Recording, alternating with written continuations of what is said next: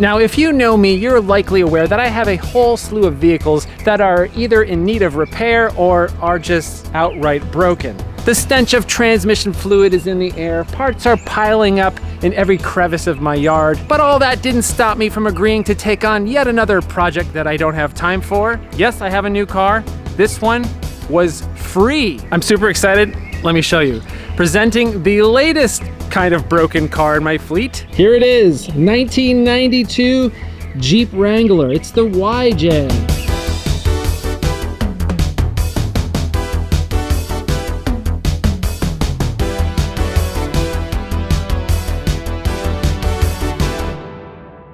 Now, as you can see, the vehicle's in kind of rough shape. Got a flat tire. The mirror decided to explode. I've had a tarp over it for the last few months, and it looks like a cat has been living in here. There's actually what appears to be a little dead bird inside the car, so that's great.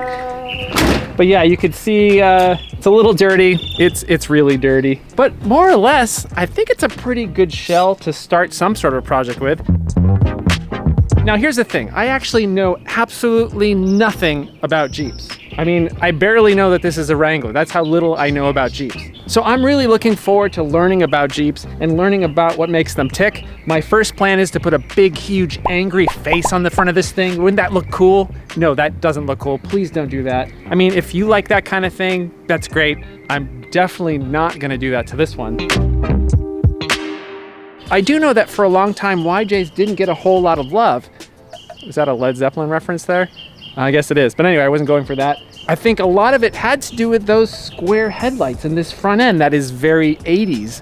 Every single Jeep before this had round headlights, and this was kind of a shock to a lot of people to try to modernize the design. As a kid from the 80s and the 90s, I've always liked these Jeeps. I always liked the fact that they were a little bit different than the earlier ones. You know, the whole idea of the YJ was to try to make it more appealing to not just people that would take them off-road. The whole idea was to kind of make this thing more mainstream. And you know, they made it a little bit lower, they made it ride a little bit better, they made it a little bit less prone to tipping over. I mean, you can still tip these things, but it was slightly less prone to tipping over than something like a CJ. And I think they succeeded. I think the YJ was maybe the first step towards making Jeeps really mainstream. And now you see them everywhere. You can find them in mall parking lots all across the world. Yes, some people still do take these things off-road, and I fully intend on doing that with this thing right here.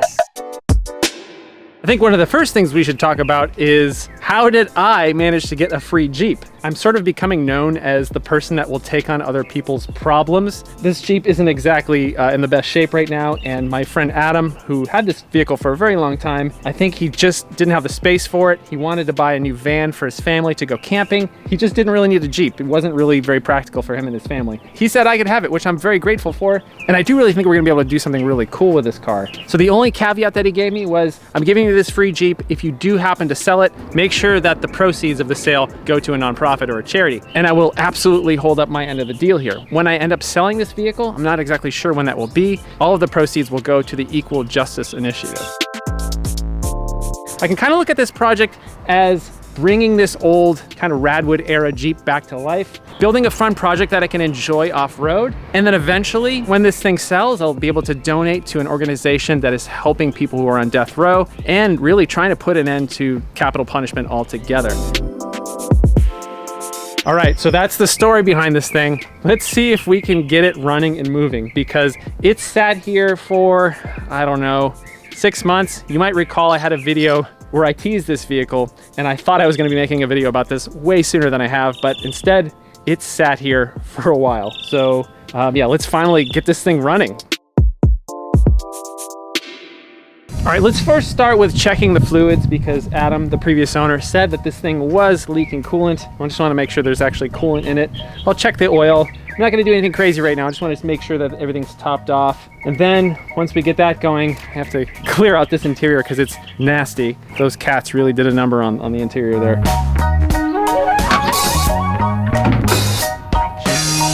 Okay, so here's a look under the hood. You can see this is the 4-cylinder version. I believe it's a 2.5. Don't quote me on that because, again, I don't know anything about Jeeps. As you can see, it's been leaking from the valve cover gasket for quite a long time, so at some point I'll have to deal with that. I do know that the battery's dead. That's from 2016. That is definitely dead, but maybe we can try to jump it after we check these fluids.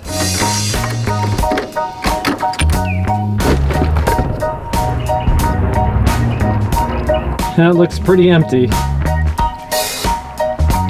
All right, so yeah, that radiator was pretty much empty. It was 2 whole gallons of water that filled in there, and actually it looks like I could probably fit a little bit more. There's obviously some sort of issue here. I'll get to the bottom of it at some point. At least right now it doesn't look like it's leaking that bad. So we should at least be able to move this thing without it overheating, I hope.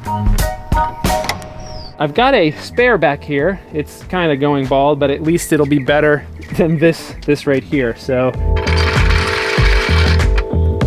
I've got like every socket known to humans here because it seems like every lug nut on this vehicle is a different size. There's like 4 different size lug nuts on this car. So I have to use all of these.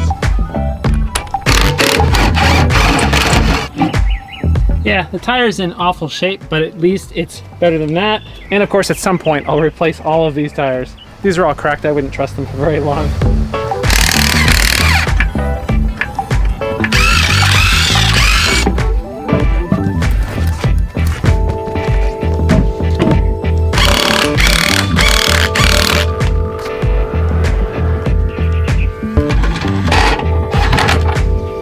Looking better already. I'm not sure why I picked the hottest day of the year to work on this thing. No, I may be sweating profusely, but I'm very close to getting this thing running, I think. Let's see if we can get this thing started. The battery is beyond dead, but let's just see if we can give it a jump. Yeah, but first, I think I need to take care of this.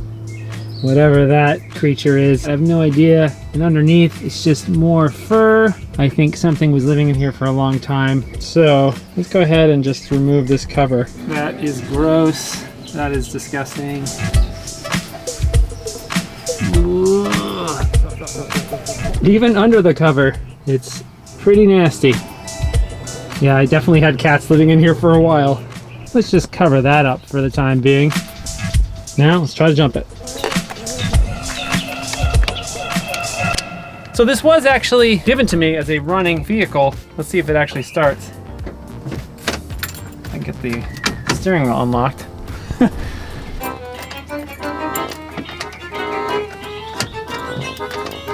that's not good. Let me get this. The steering wheel is locked. I can't seem to get it unlocked here. Wasn't expecting that. Okay, let me figure out how to get this unlocked. So, 20 minutes later, I finally got the thing to unlock. Of course, I didn't get it on film. A lot of me wrestling and swearing and pounding the steering wheel, so I spared you from that. I managed to take this off and not be able to get it back on right, so yeah, let's put that over here. So yeah, it's unlocked, it's unlocked. Let's try again. Just a click. One more time. All right, I think we need a battery. Let's go grab one.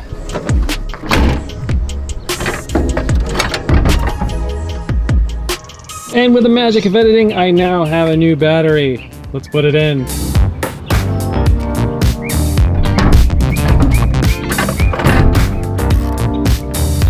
See if this thing will start. Cross my fingers. Woo! It's running! Awesome!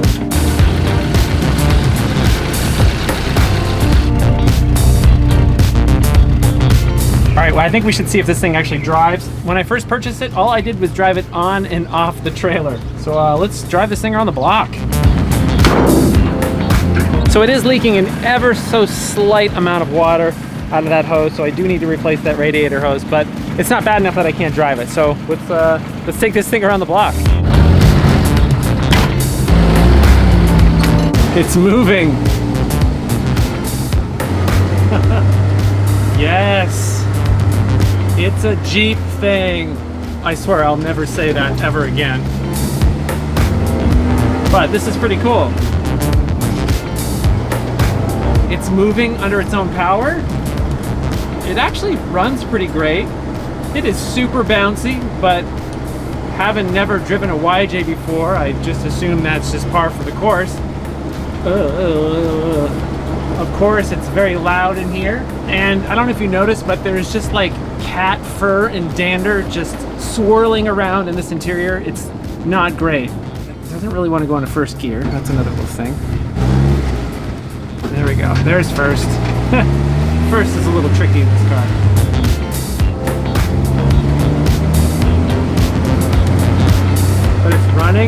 driving. I definitely know that I'm allergic to cats now. This is gonna be an awesome project. The fact that we're starting with a pretty decent baseline, I actually think I wanna keep this thing more or less stock and take it off the pavement and see just how well a stock YJ can do off-road. I'm sure it'll do just fine. You know, the temperature gauge is at 100. It's been at 100 this whole time. So I'm guessing that's broken. So given the fact that this vehicle is leaking water just a little bit, I'm probably gonna drive it back home right now. Before I drive it any further, I really need to make sure that that temperature gauge is working. But overall, this is a first great start to this project. You know, generally, I have pretty bad car karma. I have pretty bad car luck. And knock on plastic, we're off to a pretty decent start here.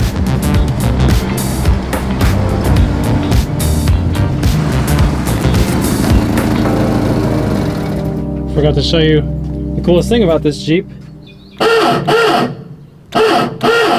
Yeah, that's ridiculous, but fun. I'm keeping it. All right, so this is installment number 1 for my Jeep YJ. I have no idea what's to come, but I think we've had a pretty good day so far. Yeah, I kind of smell gasoline a little bit while I'm driving it, but it did not overheat. It is leaking a little bit of water, but I think we have a good baseline here for something that could actually end up being a car that I could drive, unlike most of my other stuff here, which is just perennially broken. Why I think that this will be a different story?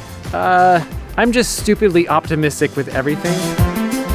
Thanks so much for watching. Let me know in the comments what you think I should do with this thing. Should I put a big angry Jeep face on the front of this thing? Should I lift it like 9 inches and deck it out with a whole bunch of stupid crap all over it? I could do that. Or should I keep it stock? Or do you think maybe there's a happy medium with this vehicle? Let me know in the comments below what you think I should do with this YJ.